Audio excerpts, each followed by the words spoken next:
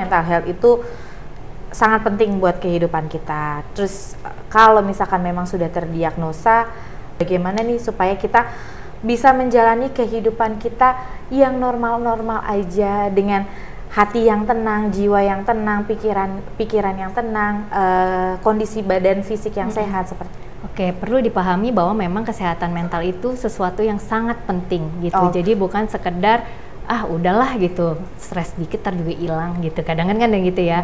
Cuman memang ada orang yang tidak mampu untuk kesulitan, bukan bilang tidak mampu, sulit untuk mengatasi.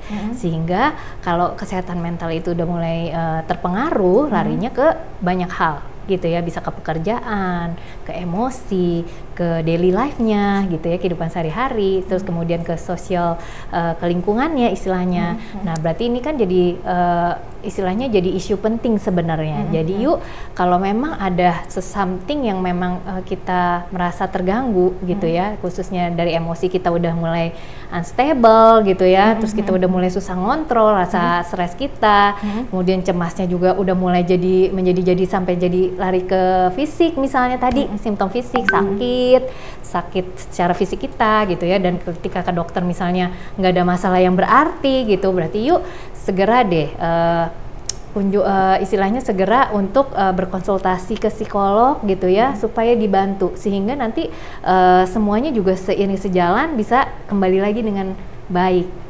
Gitu. Jadi kita tidak perlu malu ya Bu ya, kalau misalkan memang ada yang lain gitu ya, ngerasa diri lain, untuk nggak perlu malu untuk dibicarakan atau diobrolin dengan psikolog gitu ya Bu ya. Betul, jadi sehat mental itu penting, dan terutama tadi kaitannya ya tadi balik lagi ke lingkungan sekitarnya, ke pekerjaan gitu. Makanya perlu banget dibantu untuk hal-hal kayak gitu supaya bisa seiring lagi gitu. Seiring, selaras dengan mungkin dengan tadi belajar untuk mindful, belajar untuk relaksasi, melakukan hobi. Nah, kayaknya tadi nggak sempat diomong, melakukan hobi ini penting banget nih untuk membantu individu-individu ini yang lagi nggak oke gitu ya secara emosi, supaya lebih oke lagi gitu. Mungkin oke levelnya kita bilang stabil lah. Mungkin bukan dalam kondisi yang sehat secara kan masalah tetap ada ya. Iya, betul, kita kan nggak bisa menghindari masalah. Terus kemudian tadi konflik selalu ada. Terus kemudian